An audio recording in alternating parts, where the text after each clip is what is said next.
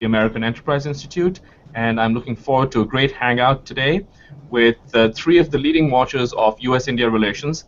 I have Milan Vaishnav from the Carnegie Endowment, Lisa Curtis from the Heritage Foundation, and Indrani Bagchi from the Times of India. Let me start the hangout by asking you a question, Lisa. Why is President Obama's visit to India? Why is it a big deal? Well, this is an extremely important visit. It's symbolically important. This is the first time that a U.S. president has attended India's Republic Day celebration. It's the first time a U.S. president has visited India twice in his tenure. But even more importantly, this is the first time that India has extended an invitation to a U.S. president.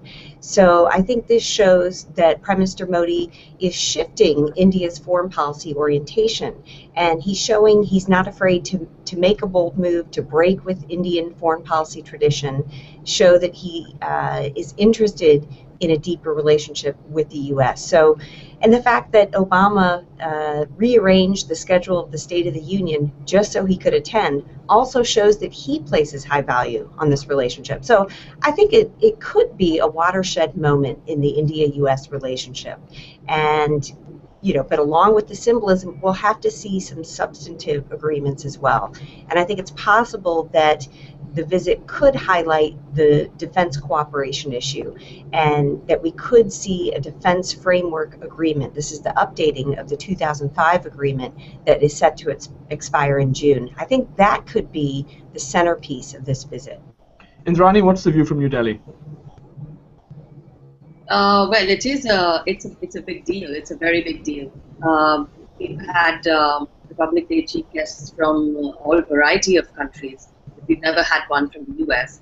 Right now, the top story on the visit is the logistics and the security arrangements, which is all quite it sort of catches the fancy of every Indian reading newspapers or watching television. But I think what at the back of it all is Modi's desire to really involve in America in his grand project, his grand India project. And that's the sort of almost back-to-back summits is really sort of de-emphasizing that one point. Where does America fit into that grand project, Indrani? Well, if you just take a look at the September joint statement and see the subjects that he touches, the areas that he touches, things like cities, technology for improving railway. So what he's looking at is not so much capital, which he gets from obviously not coming from the U.S. government, which not like the way he targets Japan. What he's looking at from the U.S. is a lot more in terms of expertise, in terms of technology, in terms of best practices, in terms of being able to access better regulatory mechanisms, and so on and so forth. Milan, I mean, you've been following this closely, and we've been on a bit of a roller coaster ride. Like, so if we'd had this conversation a year ago, we were in the depths of the Cobra Garde doldrums. And here we are, and it's a hopeful moment. How do you feel about it? I mean, I think I sort of agree with Lisa. I think lots of people have been asking, why is President Obama going? Why is he rearranging the State of the Union? And I think Lisa hit the nail on the head, because he was invited. The fact that he was actually asked to come gives him an opportunity to help take this relationship to the next level. And let's be honest. I mean, here's a president who is entering his final 2 years in office and is obviously starting to think about his legacy. And when you look across the foreign policy landscape, there are not that many easy wins out there, right? The world is kind of in a mess. So I think India is a place where you can say, look, I took this troubled relationship with a leader with whom we'd had no relationship with for a decade because of the incidents of 2002, and I was able to actually stick to what we promised to do, which is pivot to Asia, and India is an important piece of that. So I think these are the sort of factors that are going inside of the administration, and I don't think we can't underestimate the sense of sort of disappointment that was felt in Washington, especially during the final 2 years of UPA, when really people from Washington felt, did we make the wrong bet on India? I mean, should we come sort of revisit our entire strategy? Lisa, where do you sort of, where do you see the potential pitfalls? Well, I think the biggest pitfall could be the tensions between India and Pakistan that we've seen. Fighting along the line of control has escalated. Essentially, we've seen a breakdown of the ceasefire that had been in place since 2003 along the line of control. Many Pakistani Indian soldiers have died in the last 6 months in this fighting. We saw that Pakistan almost released on bail Zakir Rahman Lakhvi, the mastermind behind the 2008 Mumbai attacks. So it's clear that tensions are very high between India and Pakistan at this moment. And I think one of the big risks is that the visit is overshadowed by these tensions. So I think it's in both sides' interest, particularly India, to not allow the visit to be overtaken by the Pakistan issue. Of course, the terrorism issue will come up, as it should, but not focusing on the India-Pakistan dispute as such, but rather talking about the commonalities of the U.S. and India when it comes to counterterrorism. I think that will be critical because, frankly, these two countries have a much larger agenda to address. The U.S. sees India as a linchpin in its Asia pivot strategy. I think, as Indrani pointed out, Prime Minister Modi has a great deal of interest in U.S. investment, in partnering with the U.S. Throughout the broader Asia region. So I think it would be very unfortunate if the current dust-up between India and Pakistan becomes the focal point of Obama's and Modi's discussions. It really shouldn't be. Indrani, is that a realistic concern? Do you think are you worried that Pakistan may hijack everything, or are you more sanguine about that? Well, the one thing that could hijack this would be a real terror attack. But honestly, I don't think the Indians want to make their tensions with Pakistan part of the US-India discourse. There is, because as Lisa correctly said, there is a whole lot of other stuff that Modi really wants to talk about with President Obama. But and counter-terror is not only Pakistan. There are a whole lot of other trouble spots that we're looking at. But I think the tension between India and Pakistan at this moment is sort of in a holding pattern, probably because of the season, and we're not going to get over this anytime soon because there are intractable problems. But I really don't. I honestly don't think this will be a huge part of the discussion between Modi and. Milan, would you like to chime in on that? Well, I mean, I'd just like to point out that, it's a rather odd situation we find ourselves in, that the U.S. administration has to send private messages to the government of Pakistan to please not encourage any terrorist attacks on Indian soil during this visit. So I think there have been some concerns in New Delhi that because of Secretary Kerry's visit to Pakistan recently, that perhaps people in Washington are kind of coming back to the idea that, maybe Pakistan's defense intelligence establishment really has changed and they're taking these things really seriously. And I wouldn't overstate that case. I think there are plenty of people in Washington, including in the administration on the security side, who remain very skeptical about Pakistan's intentions. Coming back to the sort of, something related to the terrorist thing, but we have a question from a viewer on Twitter, Sohail Sanghani, who sounds somewhat, skeptical about the defense relationship. He's talking about the MMRCA fighter combat deal, the fact that we really haven't had defense co-production really take off. Is there a reason for us to be optimistic about actual concrete steps in terms of defense cooperation? Why don't you take that first, Lisa? Yeah, well, I think that we should be relatively optimistic about the potential for increased defense cooperation, not only more defense trade deals like the kind we've seen over the last couple of years, whether it's the Apaches, the Chinooks, the C-130J aircraft that has been delivered to India. These are all important. But I think we'll also see more of a focus on co-production and co-development. We've seen some reports that they may consider looking at co-producing drones, for example. I think something like that where technology is shared, where the two sides are working on projects together and bringing in U.S. defense companies working in partner with Indian defense companies.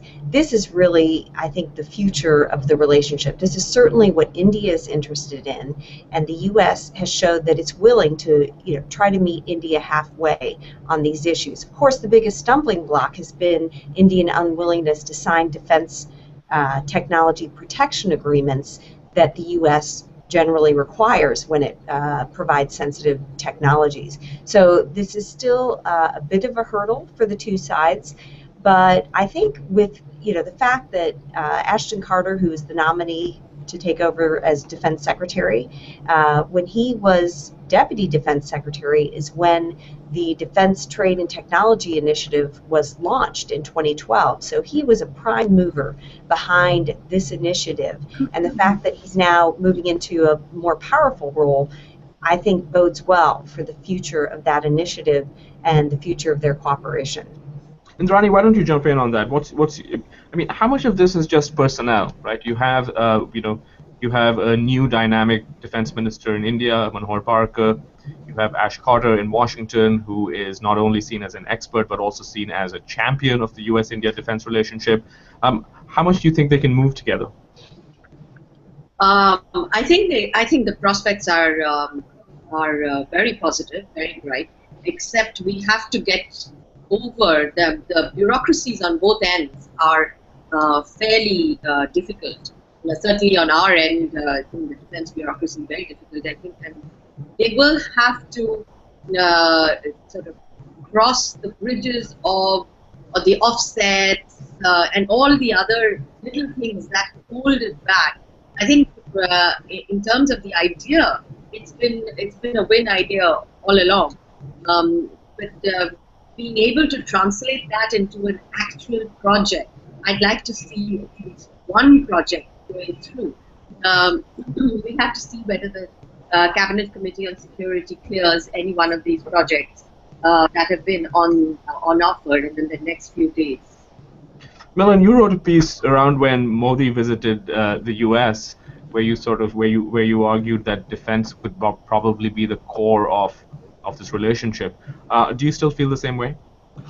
Yeah, I mean, I think if you look at the four baskets of things that are likely to be high on the agenda: economics, energy and climate, civil nuclear cooperation, and defense, I think that defense, at least in 2 out of 3, but certainly defense, we're likely to see some announcements, whether it's the Defense Framework Agreement or finally identifying a piece of defense material that we can co-produce and co-develop. I would put it as a matter of when, not if. And I think that the coming of Secretary Carter is certainly gonna help that along.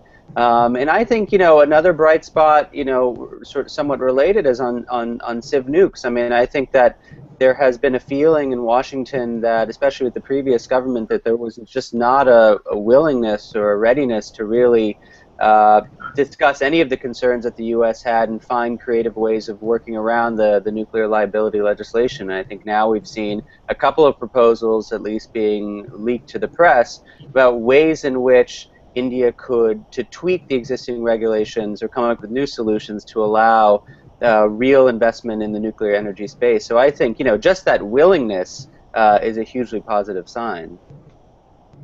Lisa, could you sort of just outline how the failure to bring this nuclear deal to fruition, I mean, how has that played out in Washington? Yeah, well, I'm afraid I'm not as optimistic as Milan on this issue. I think even though, yes, the contact group has been meeting, uh, Indian officials are showing a willingness to consider creative solutions to dealing with this issue. I think the gap between the two sides on the nuclear liability issue is still very wide. I think that ultimately U.S. companies would need the legislation to be adjusted, and I'm not sure that the BJP government is in a position to make those legislative changes. So I'm not entirely optimistic that there will be a real solution to this problem. Now, of course, in 2013, Westinghouse signed an early works agreement with the Indian Nuclear Power Corporation, but I see this largely as window dressing. It didn't really resolve the legal problem, which is that in the Indian legislation, it puts the onus for any nuclear accidents on suppliers, not the operators, as is general international practice. So I still see the two sides in fundamentally different places on this issue, so I'm not very optimistic. Now, the way this is played in the U.S., it's not been a positive spot for the relationship, I have to say. There has been a great deal of disappointment that U.S. companies are unable to invest in India, take advantage of this landmark agreement. But at the same time, I think that there is recognition that India is an important nation. It's a nation that the U.S.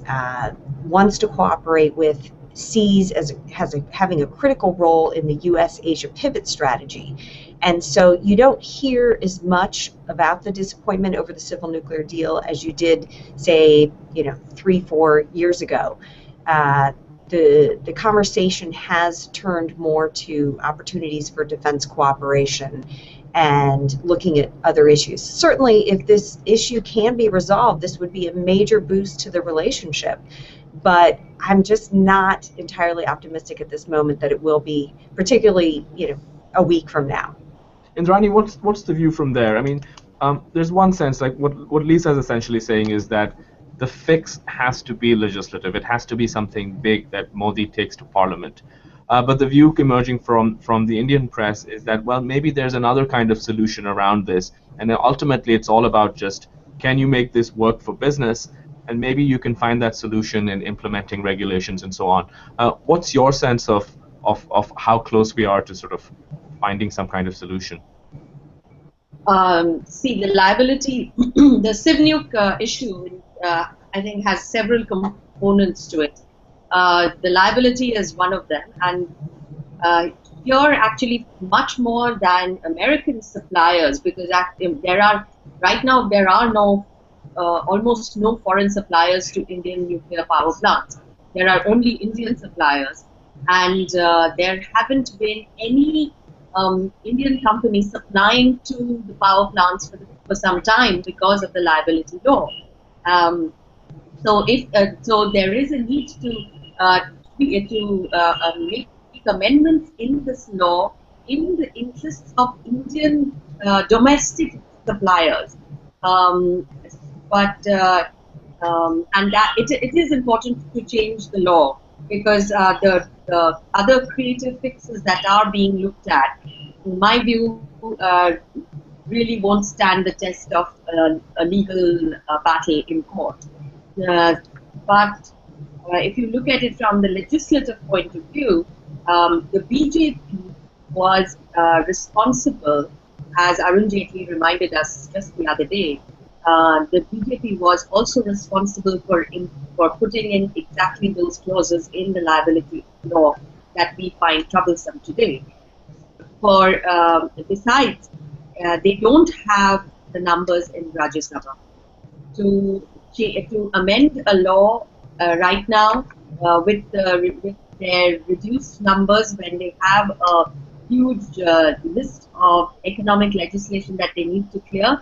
I think it would be a little too optimistic in my view. I think we would have to wait until the numbers in the Rajya Sabha look a little more positive from the BJP's point of view.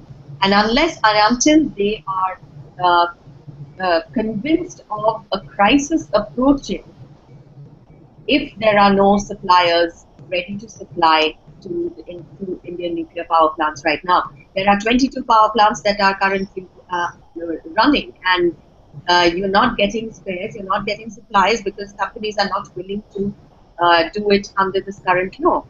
So that is the problem, and I suspect we will see this problem being aggravated later in the year. I think that's a good segue to the economic side of the relationship, and let me go to Milan. Now, over the last 18 months, I mean, before Modi came to the U.S. and kind of reset the mood, things had been quite grim, and most of the problems really were these small trade, not small, but there were a series of different trade-related and commercial disputes between the U.S. and India. A lot of that seems to have receded. I mean, what do you think is going on there, Milan? Well, I mean, I think it's largely a function of where people in Washington and New York see the Indian economy heading. I mean, I think when the GDP growth rate went below 5% for 2 consecutive years, there was a lot of consternation, and all of these disputes kind of came from the back burner to the forefront. And I think now, as projections for the next fiscal year look pretty good. Of course, now we have the spate of stories talking about how Indian growth is going to outpace Chinese growth yet again. I think U.S. companies, especially the investment community, is feeling a bit more bullish. And I think part of this is, one, the promise, if not yet what Modi has been able to do. I think there are a lot of expectations riding, of course, on the budget, which we're going to see shortly, which will be his administration's first proper budget.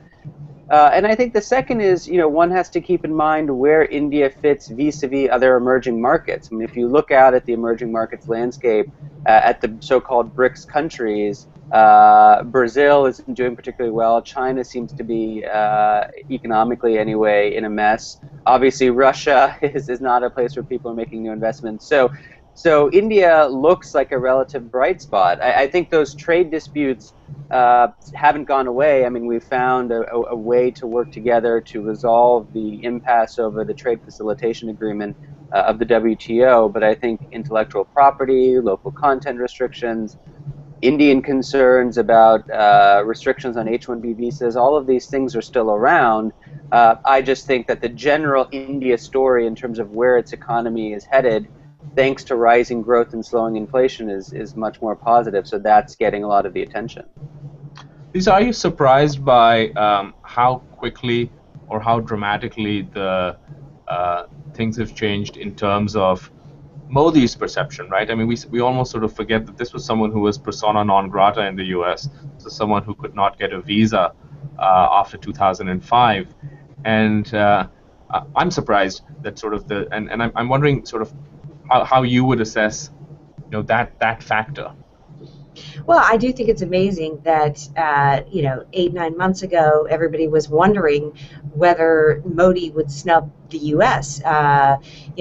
Whether he would hold a grudge against the U.S. for revoking his visa for so many years. But I think clearly, he has shown that he's not holding that grudge. He's looking forward. The U.S. is showing it's looking forward with the relationship. But we were talking about, potential obstacles or things, spanners in the works. And I think, one issue is the issue that's come up recently in India, this idea of trying to pass a national anti-conversion law. This has been very, controversial. A few Indian states have anti-conversion laws, which purportedly are to prevent the forcible conversion from Hinduism to other religions. But I think what ends up happening is they're used to often justify violence against the minority religious communities, particularly some of the Christian communities. So this would be a controversial issue. It's not something that the Prime Minister is taking up or talking about, but we have heard some Indian ministers mention this issue. So, if that were to be raised, I think that could pose some problems from the U.S. perspective in terms of the religious freedom issue. But how high is that right now, do you think, on the U.S. agenda?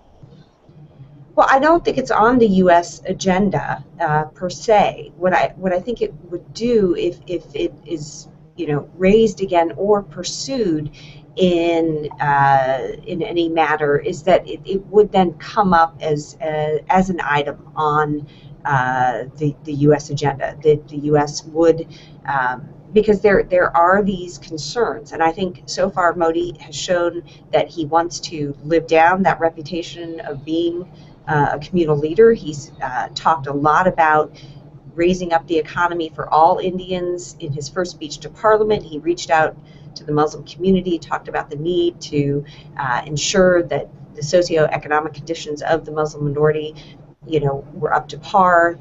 Talked about if one part of the state is weak, the whole body is weak. So he's clearly showed that he has evolved as a political leader. And I think the question is, are people surrounding him, are they going to be trying to push in certain directions that might not be helpful in terms of India's broader international reputation and the U.S. Being concerned about these issues? I don't think it's an issue now. I've just laid down that marker. Sure. That if it was something that was pursued by the BJP government, it could become problematic in the U.S.-India relationship. Milan, what's your take on that? So I just want to add sort of one little point, which is I think I agree with Lisa. I think people in Washington are certainly paying attention to this issue. It has come onto their radar screens. I think they are still viewing it primarily as an impediment to the economic vision of that Modi has. So just like many within India are looking at it, if you read the edit pages, right? I mean, people are sort of saying, this is distracting from the task at hand, which is getting India's economy back on track. I think that could change if one of two things happens. One, if Modi or his inner circle are seen to be fanning the flames or actually sort of directly linked to some of these movements, that's one. And the two is whether or not we see some of these sort of low-level tensions actually explode into incidents of violence, in which case that would become an agenda item. But I think now it's still at a sufficiently low level, and people are primarily looking at it through this lens of the economy. Indrani? Well, it's not just the anti-conversion laws, it's also this what's called the Ghar Wapsi, or the homecoming program that was started by some of the fringe groups within the RSS sort of rubric, the BHP and some others. These are, in my view, these are also leaders who are vehemently anti-Modi, and it doesn't cost much to say, make some of these inflammatory statements. And I think Modi has prevailed on the RSS chief and asked him to suspend. Some of these low-level functionaries, I think, have been suspended.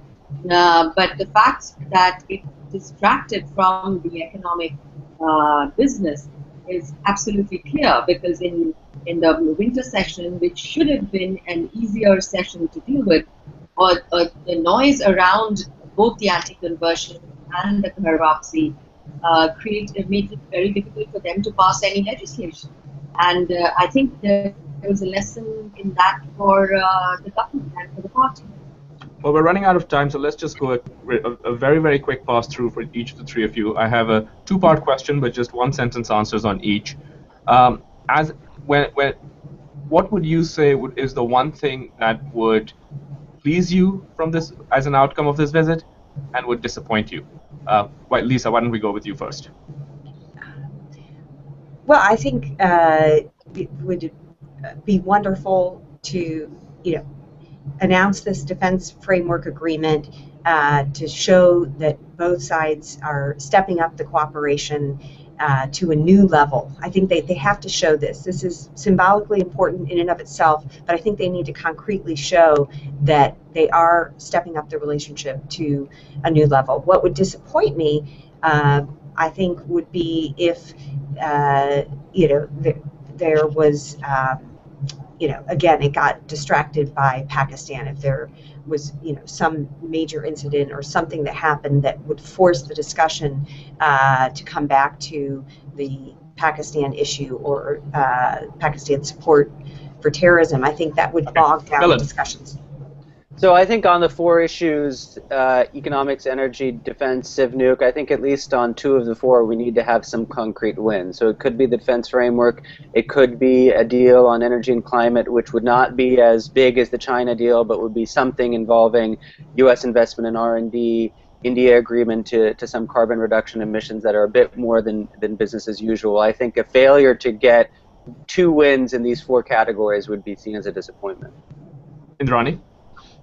Well, it would be great to see a forward movement on nuclear civ nuke issues. And that, for me, would be a big win. A disappointment would be if there was a terror attack during the visit. Well, let's hope that that doesn't happen. And thank you again, all 3 of you, for joining us. And that's all for this Hangout. Thank you very much. Bye. Thanks. Bye-bye. Thanks. Thank you.